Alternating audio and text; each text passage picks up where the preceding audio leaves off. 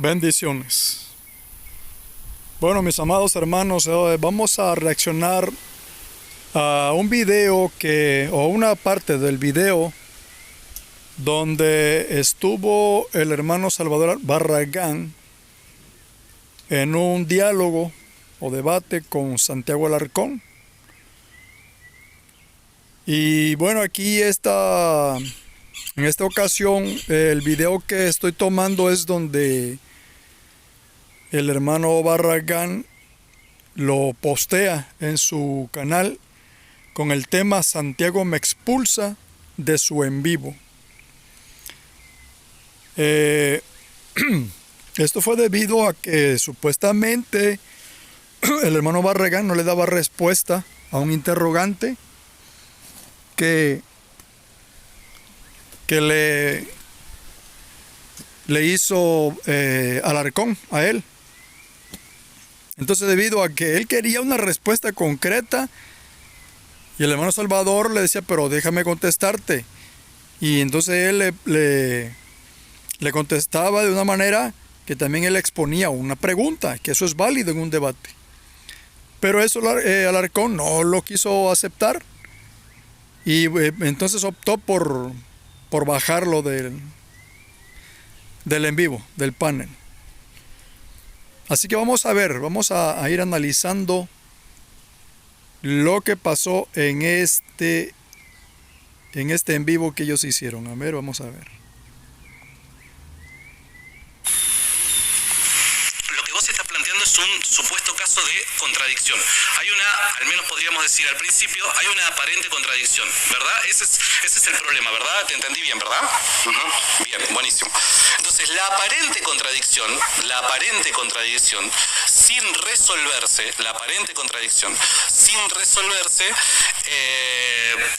acarrearía un gran problema para el protestante, ¿no? Porque si hay una contradicción, la iglesia no puede ser lo que afirma acerca de sí mismo. Pero es que bajo este criterio también tienen los protestantes el problema de la Biblia. ¿Y qué pasa con las aparentes? Quiero hablar un poquito sobre esto. Miren, yo lo que puedo ver en Alarcón, haciendo un análisis de su persona, es que Alarcón es una persona muy palabrero. O sea, tiene facilidad de palabra. Y tiene otra cosa. Es astuto. Como la serpiente es astuta. O fue astuta la serpiente en el Edén. O sea, es lo que Santiago Alarcón tiene, que es astuto. Como la serpiente. Y repito, y palabrero. Es palabrero, tiene una facilidad de palabra. Entonces, usando esa palabrería para defender su engaño, bueno, también usa la astucia, ¿verdad? Para envolver a las personas.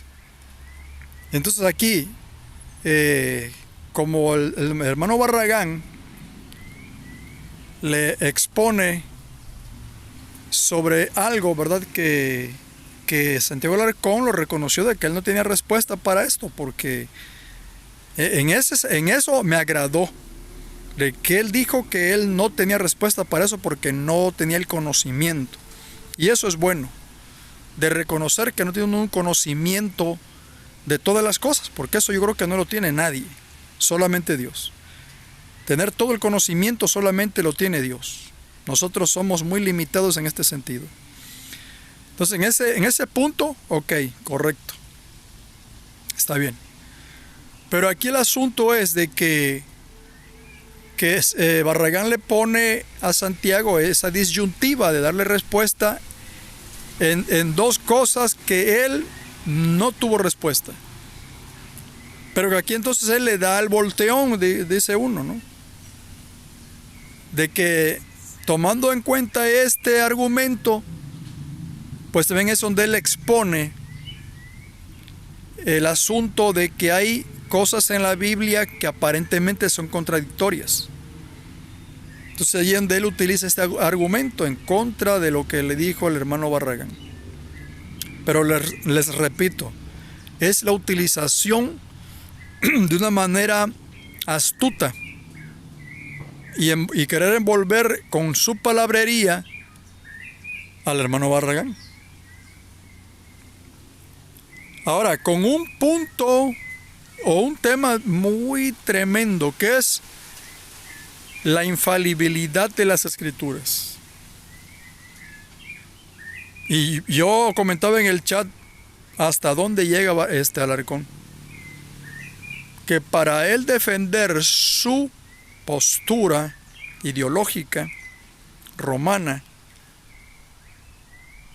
pues ponen en entredicho la Escritura, aunque él después dice que él cree que la Biblia es palabra de Dios, ¿verdad? Él no lo niega, que él no duda de que la palabra de Dios es realmente lo que dice ser, palabra de Dios. Pero él pone hace esa aseveración, esa pregunta. Entonces aquí hay una contradicción en él mismo también al decir esto, porque si la Escritura dice que es producto del catolicismo, cuando ellos, según es la Iglesia Católica la que determina que esto es palabra de Dios, entonces ¿cómo ahí se contradice él? Si Roma es la que estableció y dictaminó que la Biblia es palabra de Dios por su intervención, entonces ¿cómo fue que ellos determinaron que la Biblia es palabra de Dios teniendo contradicciones? Aquí ese argumento va en contra de él y de su ideología romana, ¿sí? Porque si ellos defienden de que es producto del romanismo la veracidad e infalibilidad de la Biblia, ¿cómo es que entonces lo determinaron si la Biblia tiene errores o tiene contradicciones? Aquí se contradice él mismo en este sentido. Así que vamos a seguir escuchando. Contradicciones en las Escrituras. ¿Qué pasa? ¿Cómo las resolvemos? ¿Cómo resolves? Y reitero, esto para que no me saquen de contexto. Yo creo que la Biblia es palabra de Dios, de pe a pa. La Biblia completa, ¿está bien? Con los 7 deuterocanónicos incluidos. Yo creo que la Biblia es palabra de Dios. Lo único que quiero hacer es evaluar bajo este criterio lo que ellos también sostienen y si... Ahí dice que incluidos los deuterocanónicos, es decir, Primera y Segunda de Macabeos, Tobías y los demás libros. Para el catolicismo son de inspiración divina, son canónicos, cosa que la iglesia evangélica o muchas denominaciones no los tienen como canónicos. Así que ese argumento de que dicen ellos que la Biblia, ¿cómo es que nosotros la tomamos como palabra de Dios cuando fueron ellos quienes lo determinaron? Bueno, si fuera cierto eso, que nosotros creyéramos ese argumento, tendríamos que haber respetado esos libros, pero como nosotros sabemos que esos libros que tienen ellos de más no están considerados ni aún por el pueblo hebreo, porque en el pueblo hebreo tampoco están en su canon hebreo de la Tanaj esos libros deuterocanónicos o apócrifos. Así que si nosotros tuviéramos en cuenta de que fue la Iglesia Católica que determinó eso, teníamos que haber respetado nosotros la inclusión de esos libros, pero nosotros, lo hizo las sociedades bíblicas, lo hicieron, de que determinaron que esos libros no eran dignos de estar dentro del canon bíblico. Y esto no es nuevo, el mismo Jerónimo, que hizo la traducción de los manuscritos o de las copias existentes en su tiempo, allá en el alrededor del año 400, cuando Jerónimo traduce del hebreo y del griego las escrituras para traer la versión Vulgata latina, la versión a latín, él mismo escribe en esta traducción que estos libros no eran dignos de ser tomados como canónicos. Pero sí, y él los incluye, pero se incluye con esa advertencia que él hace, Jerónimo, ¿verdad? De que eran incluidos, pero solamente como históricos, mas no como de inspiración divina. Eso lo aclara él en su propia traducción, Vulgata Latina. Así que ¿cómo es que la Iglesia Católica determina esto cuando el traductor mismo no tiene la misma postura ideológica? Así que también ahí hay una contradicción en el romanismo. Seguimos adelante. Ellos son capaces de resolver los conflictos por los cuales nos acusan. Si las aparentes contradicciones sin una resolución exhaustiva y contundente es un jaque mate para la fe de los católicos, mi pregunta es ¿cómo resuelven los protestantes las aparentes contradicciones en las escrituras? Para el católico eso no es problema, porque hay una doctrina católica expresa por el magisterio de la Iglesia Católica que a nosotros nos permite armonizar estos textos. Pero ¿qué pasa cuando no hay un... Ahí es donde él dice el magisterio, que son los supuestos encargados de darle la interpretación correcta a las escrituras, y que para ellos es el magisterio infalible.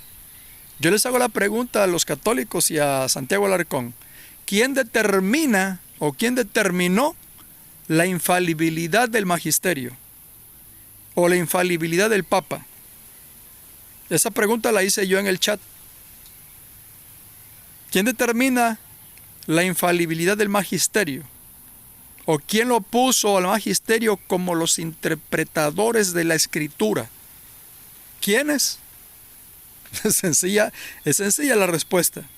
Ellos mismos. ¿Sí?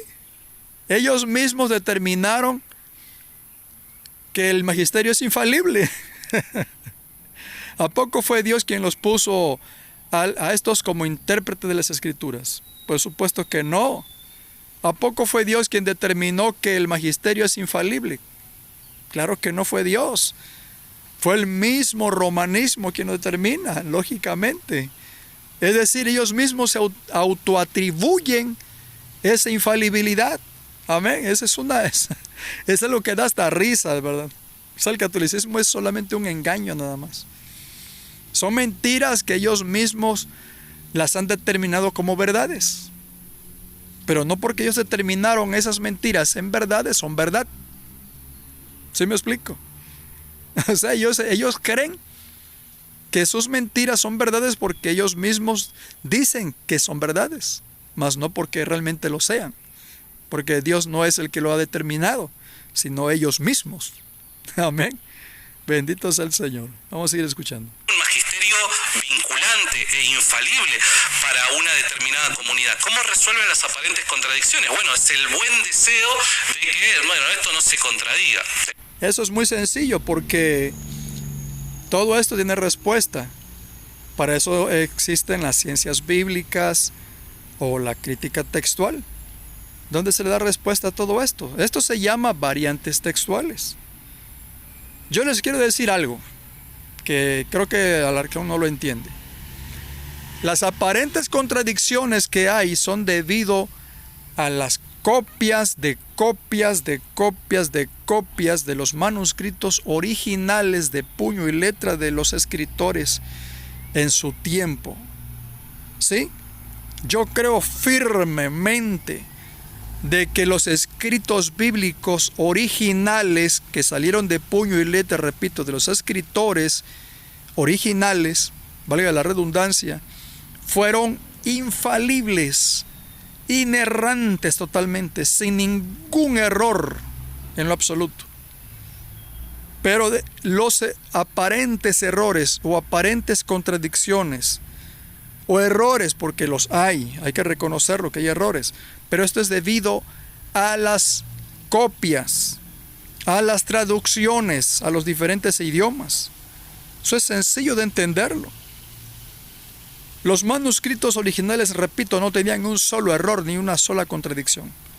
Esto es debido a las copias y traducciones, simple y sencillamente de entenderlo. Esto se resuelve fácilmente con esto, con esta respuesta que les acabo de dar. Sigamos escuchando más adelante lo que sigue diciendo aquí Santiago Alarcón. Vamos a escuchar. ¿Está bien? Entonces, ese es un punto. Número 2, ese es el primer punto. ¿Qué hacemos con las aparentes contradicciones en la Biblia? ¿Qué acaso estas aparentes contradicciones, sin una respuesta exhaustiva, definitiva, demostrarían que la Biblia no es palabra de Dios? Yo no creo que sea así. Espero que para Barragán tampoco sea así y que demuestre que nos muestre cuál es el camino para resolver estas cuestiones. Y punto número 2 es el siguiente. Yo no necesito responder esta clase de preguntas para afirmar de que la iglesia es infalible. No lo necesito. No necesito, porque si nosotros tuviéramos que, si fuera necesario tener todo el conocimiento y responder cada una de las objeciones que se planteen de manera definitiva para poder con firmeza decir esto es verdad, deberíamos ser Dios para suscribirnos a la iglesia de Dios. Evidentemente esto no es así. Estamos llamados a la fe, una fe que va caminando con la razón. Evidentemente nosotros tenemos buenas razones para justificar lo que creemos. La fe junto con la razón es lo que menos veo en el catolicismo. Porque díganme ustedes qué razón o qué raciocinio hay en una persona, perdón por el camión que acaba de pasar. Díganme ustedes qué raciocinio tiene una persona cuando se le postra ante una imagen. Quiero que me den una explicación un católico sobre eso. Díganme ustedes qué raciocinio hay en una persona que hace tal cosa. O que besa imágenes, que besa estatuas. Díganme ustedes qué raciocinio hay. No hay nada en absoluto de raciocinio en estas personas. ¿Qué raciocinio hay en las personas que se ponen a escuchar a Luis Toro, por ejemplo? Cuando estamos viendo claramente cómo tuerce las escrituras. Díganme ustedes qué raciocinio hay en aplaudirle a Luis Toro o aquí en este caso a Santiago Alarcón. Cuando no se estudia la escritura en profundidad, bajo una interpretación, bajo la inspiración, o más bien bajo la guianza del Espíritu Santo. O sea, es algo irracional completamente, así que no hay ninguna fe racional en el catolicismo. Cuando él dice que con la fe y la razón, eso es falsísimo. Eso no existe en el catolicismo. Porque es que creemos lo que creemos, pero hace falta también la fe. Ahora, dentro de esas razones que justifican nuestra fe, yo puedo brindar razones de... Ahora, esa fe que dice Alarcón, cuando tú le preguntas a un católico que si ellos están seguros de su salvación, ellos no te responden que sí. Así que, ¿cuál es la fe que profesan ellos? Si ellos no pueden asegurar que son salvos, entonces, ¿qué fe hay ahí? Porque la fe es creer lo que no se ve, la convicción de lo que se espera. Entonces ellos, ¿de qué fe hablan? Si ellos no pueden asegurar que son salvos. Porque la escritura es clara, donde habla el apóstol Pablo en Efesios capítulo 2, versículo 8 y 9, es pues la fe, es de que somos salvos por la fe, y esto no de nosotros, sino de Dios. Amén, no por obras, para que nadie se gloríe, es lo que dice Efesios capítulo 2, versos 8 y 9. Amén, que somos salvos por la fe. Así que la escritura misma nos da a nosotros el tener esa seguridad de salvación. Es la palabra de Dios. Sigamos escuchando. ¿Por qué es que creo que la iglesia es infalible? Y podría dar varias de esas razones. Número 1, las enseñanzas de Jesús. Número 2... Aquí no puede nadie asegurar que la iglesia es infalible por el hecho de que la iglesia está compuesta de hombres y los hombres somos falibles.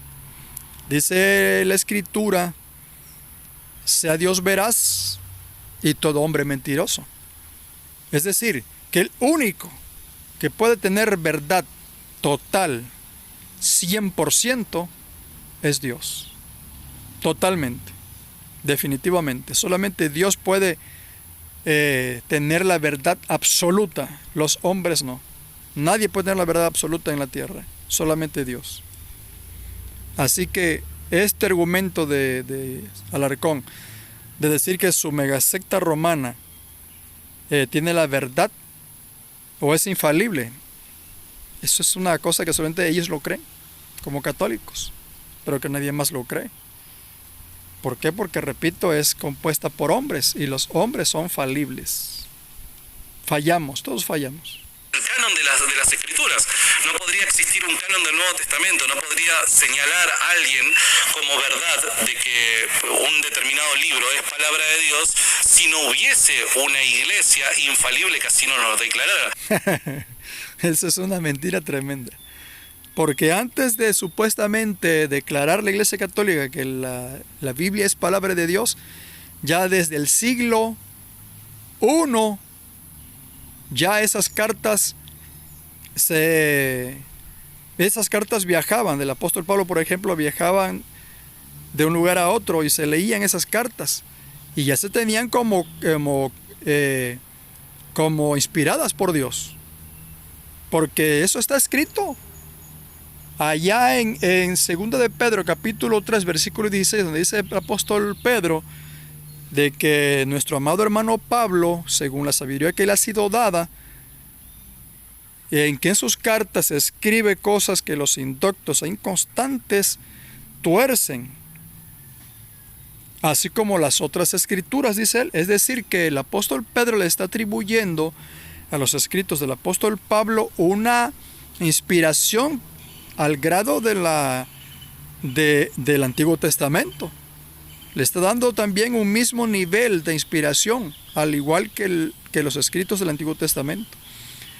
Así que desde el siglo I, por los mismos apóstoles, ya se les daba a sus escritos inspiración divina. No fue Roma, que no se dejen engañar los católicos. Ahora, en el año 170 existió también el Código Muratoriano, que ya estaba compilado también la mayor parte del canon bíblico del Nuevo Testamento, con la mayoría de los escritos de los apóstoles, de los escritores del Nuevo Testamento, con algunas excepciones, ¿verdad? Pero ya la mayoría estaban dentro de ese canon muratoriano, en el año 170. Amén. Así que no venga aquí Alarcón ni nadie en el catolicismo a decir que el canon bíblico fue por obra, ¿verdad?, de la Iglesia Católica. Eso es algo falso. Eso es algo falsísimo. Solamente ellos lo creen. Que se deje de ese engaño de que si no fuera por la Iglesia Católica, no existiera el canon bíblico del Nuevo Testamento. Eso es una mentira. Eso es una falsedad. Amén. Y si aún así lo fuera, bueno, Dios hace uso hasta de las mulas, hasta de los animales ha hecho Dios uso para Él llevar a cabo algo. Eso no tiene nada que ver que Roma haya hecho tal cosa. Amén. Dios ha hecho uso de muchas cosas, hasta del pueblo pagano, para hacer algo en cuanto a su pueblo Israel. Eso lo vemos en el Antiguo Testamento. Así que no venga Alarcón aquí a levantarse el cuello, o la Iglesia Católica a levantarse el cuello de que por obra de ellos tenemos la Biblia. Eso es una falsedad. Si no hubiera existido la Iglesia Católica, Dios de alguna manera hubiese traído la Escritura. De hecho, ya estaba la Biblia, ya estaba la palabra de Dios. Simplemente ellos se tomaron una atribución que no les correspondía, simple y sencillamente. Por ejemplo, el lugar que ellos le dan a la Virgen María preponderante, eso lo pudo haber hecho cualquier mujer judía de su tiempo, de haber sido la madre del Mesías, de Jesús, de Yeshua. Cualquier mujer pudo haber sido elegida para llevar a cabo esta encomienda. Simplemente tenía que haber sido una mujer, una persona. Igual forma los apóstoles. ¿Creen ustedes que estos hombres llamados apóstoles y elegidos por el Señor eran los mejores en Israel? Por supuesto que no. Había mejores que ellos. Simplemente el Señor los eligió a ellos nada más para llevar a cabo el apostolado, simple y sencillamente. Así que la Escritura, con Roma o sin Roma, aquí estuvieran las Escrituras, simple y sencillamente.